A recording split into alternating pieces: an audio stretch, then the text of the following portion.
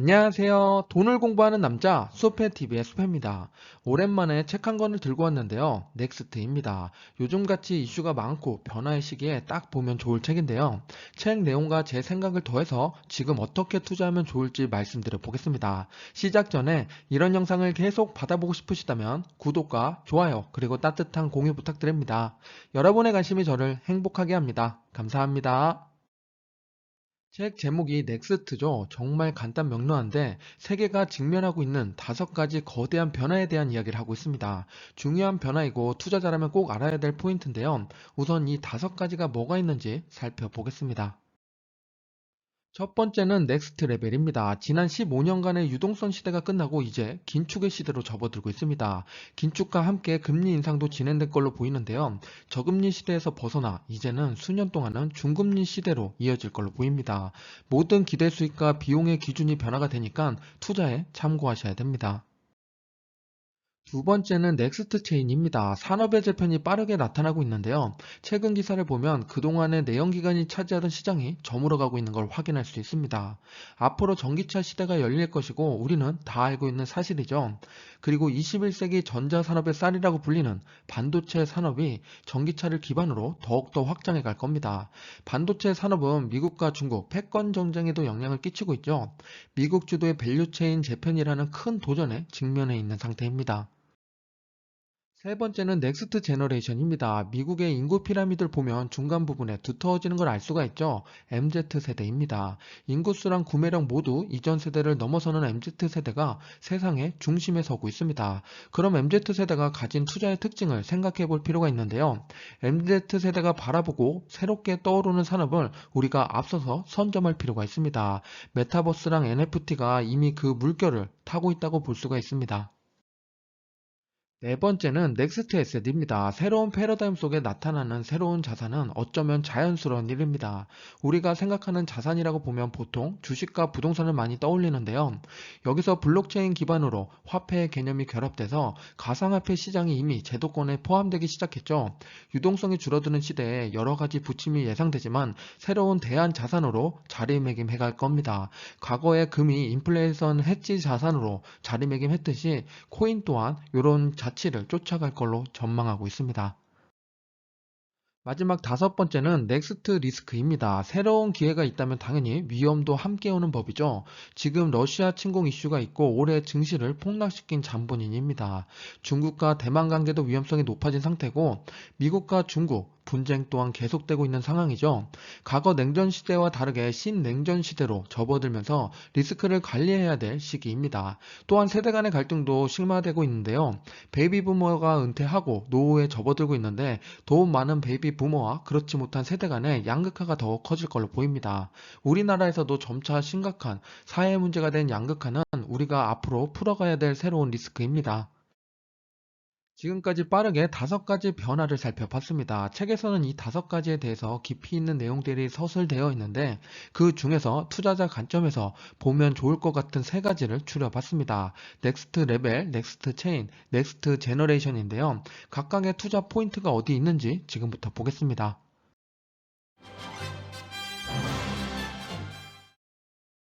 넥스트 레벨에서 주목할 이슈는 누가 뭐래도 물가랑 금리입니다. 이번에 금리 인상을 시작으로 제로금리의 시대는 끝났죠. 중금리, 중물가, 중성장의 시대로 과거보다 레벨이 높아졌습니다.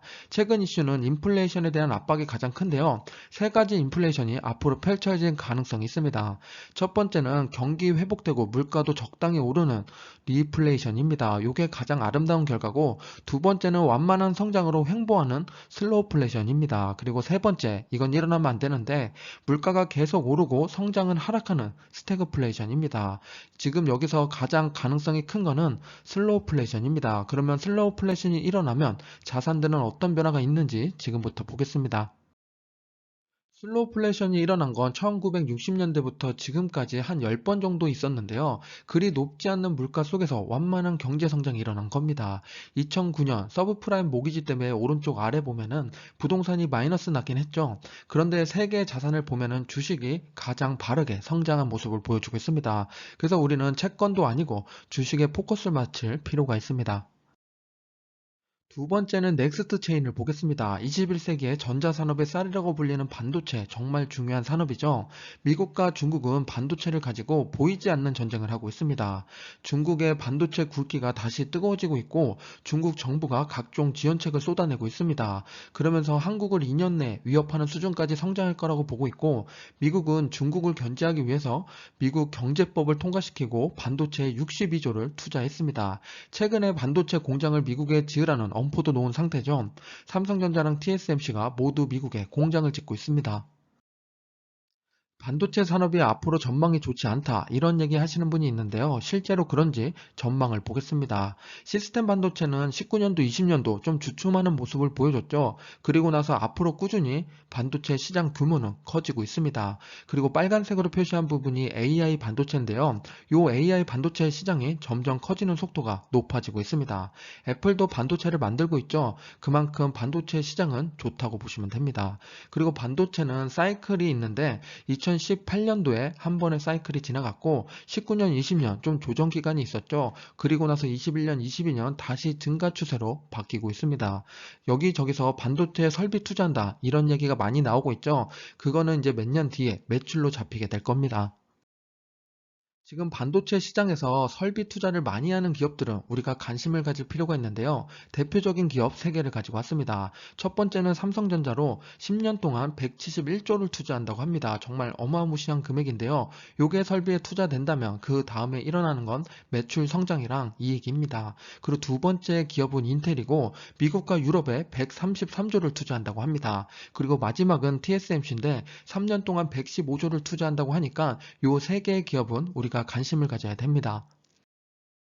마지막은 넥스트 제너레이션입니다. 앞에서 MZ세대가 인구수가 가장 많다고 말씀을 드렸죠. 여기에 구매력까지 높은 게 MZ세대입니다. 이런 세대가 기업의 매출에 영향을 주기 때문에 우리는 MZ세대가 어떤 생각을 갖고 소비하는지 그리고 투자하는지 알아야 됩니다. 크게 세 가지 특징이 있는데요. 초개인화, 이상주의, 이타주의입니다. MZ세대는 현실을 도피하는 대신에 가상현실에 투자하는 특성을 가지고 있습니다. SNS에서 선풀을 달거나 환경 문제에 높은 관심을 보이고 있으니까 요게 또 이타적이라고 볼 수가 있죠. 투자의 방향을 고려하면 ESG, 메타버스, 빅데이터 등이 있습니다. 메타버스는 제가 좋아하는 분야이기도 하고 메가 트렌드에 뽑는 산업인데요. 실제로 국내 기업들은 다양한 방법으로 메타버스를 테스트하고 관련 산업에 뛰어들고 있습니다.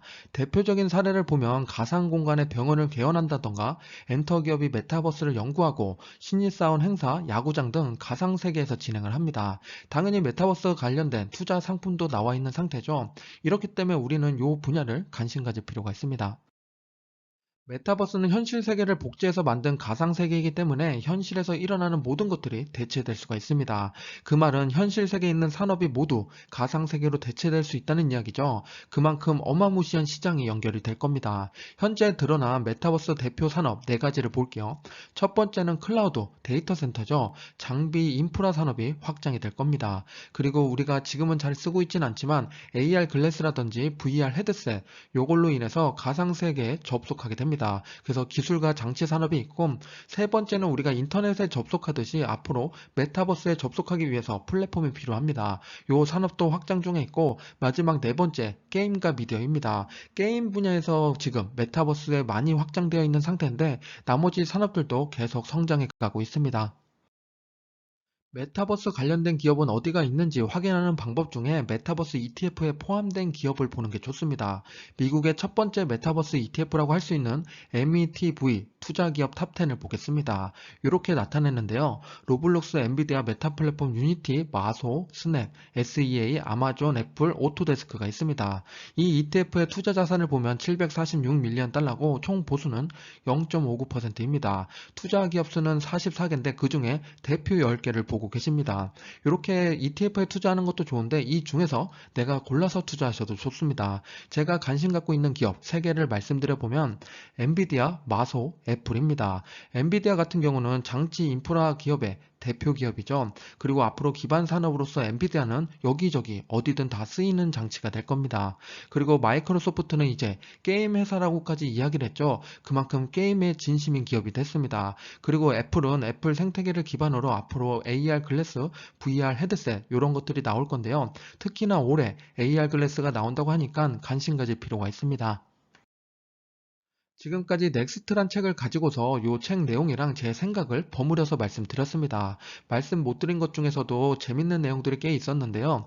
코로나가 종식될까, 팬데믹과 엔데믹에 대한 이야기랑 그린 에너지, 테이퍼링 금리 인상, 양적 긴축을 어떻게 바라보는지, 미 연준의 정책 변화랑 신냉전 시대 열렸다는 이야기, 채권에 대한 이야기까지 정말 다양한 내용들이 있습니다. 관심 있으신 분들은 아래 댓글을 참고해 주시기 바랍니다. 지금까지 수페였습니다. 감사합니다.